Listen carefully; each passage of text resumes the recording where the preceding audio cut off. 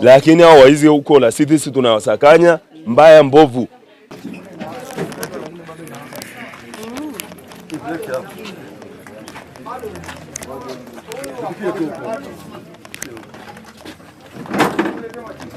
Mtu mmoja ambaye jina lake halijafahamika amechomwa moto na kuungua kabisa na wananchi wanaoishi katika mtaa wa Olasiti uliopo katika jiji la Arusha kwa tuhuma za kuingia katika moja ya nyumba ya wapangaji iliyopo katika eneo hili na kutaka kuanza kuiba. Ndipo ambapo wananchi wenye hasira kali walianza kumpiga, na baada ya hapo boda asubuhi tunakosa wateja kwa ajili ya nini?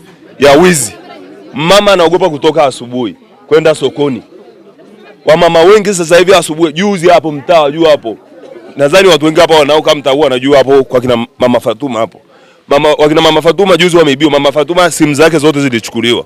Watu hao walikuwa watatu. Wenzake wawili waliweza kukimbia, lakini mmoja wapo ndio aliweza kukamatika. Lakini uizi huu hapa Olasiti umetuchosha kabisa.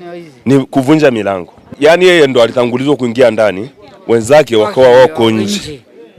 Wenzao wako nje, yeye ndo akakamatiwa ndani. Kwenye kukurupuka wenzao wakaweza kukimbia. Wakadisapia. Lakini hao waizi huko Olasiti sisi tunawasakanya mbaya mbovu. Wawili pamoja ukichanganya na dereva ni watatu. Wawili wanashuka, mmoja anakuwa anaangalia huku labda fulani anatokea huku, mtu gani atatokea, ndio alivyokamatika sasa. Lakini wizi Olasiti huku umechachamaa mno. Yaani wanakaba mama asubuhi hapa tunakosa wateja kabisa. Ili bora tuchome moto kupunguza waizi. Hata waliokimbia tukibahatika kwa bapata hawatapona. Maana wamama tumekosa kazi kwa ajili ya wizi. Swala la wizi limekuwa kali sana. Alikuwa na jeki ya kupress mlango, kisu, sime alikuwa nayo pia. Tochi alikuwa naye, sime naye. Amekutwa na sime, bisibisi, tochi ziko hapo zinaonekanika. Yani alikuta na sime, bisibisi, tochi na jeki ipo pia ya kubinua mlango.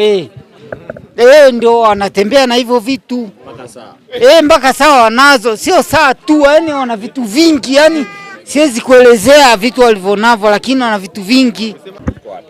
Mimi kwa majina yangu naitwa Neema au Mama Stella.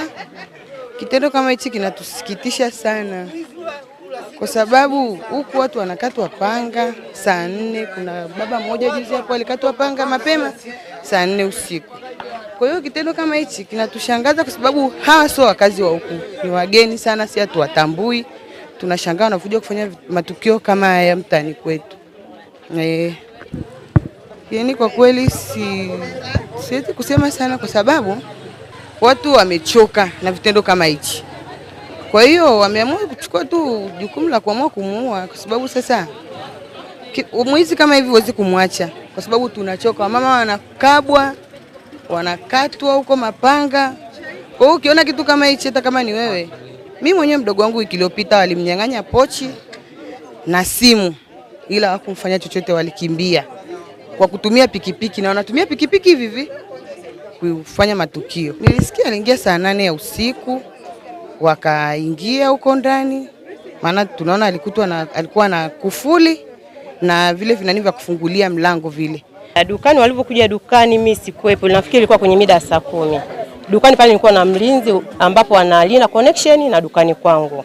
Nilipigiwa simu saa 12 asubuhi na boda mmoja hivi jirani yetu. Kaniambia Mama, dukani hapo umevunjiwa. Nikashtuka, nikatoka na mume wangu. Kufika dukani geti limetolewa lote. Yaani limetolewa upande mmoja. Wamepiga jeki wakawa wametoka. Walivyoingia ndani walichukua vinywaji vya gharama. Sio chini